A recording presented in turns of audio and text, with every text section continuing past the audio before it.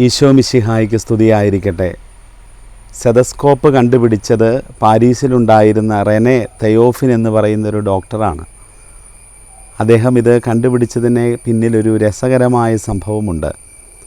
ഒരിക്കൽ ഹൃദയസംബന്ധമായ ഒരു രോഗം മൂർച്ഛിച്ച് ഒരു സ്ത്രീയെ ഈ ഡോക്ടറുടെ പക്കൽ അവരുടെ കുടുംബക്കാർ കൊണ്ടുവന്നു.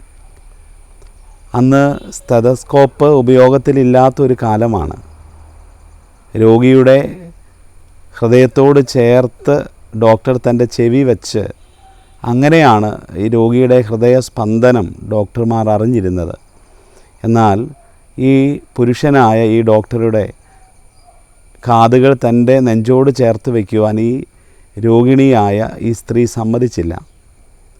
ഈ റെനെ എന്ന ഡോക്ടർ പെട്ടെന്ന് അതിനൊരു പ്രതിവിധി കണ്ടുപിടിച്ചു. അദ്ദേഹം ഒരു പേപ്പർ എടുത്ത് ചുരുട്ടി ഒരു കുഴൽ പോലെയാക്കി അത് തൻ്റെ കാതോട് ചേർത്ത് വെച്ചു.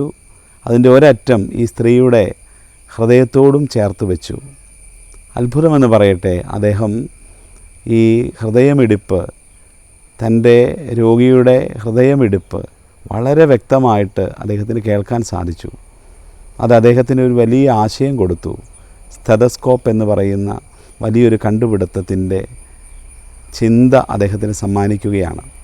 പ്രിയപ്പെട്ടവരെ, പ്രാർത്ഥിക്കുന്ന മനുഷ്യരും ഇങ്ങനെ തന്നെയാണ്. ഈ ഡോക്ടറെ പോലെയാണ് പ്രാർത്ഥിക്കുന്ന മനുഷ്യർ.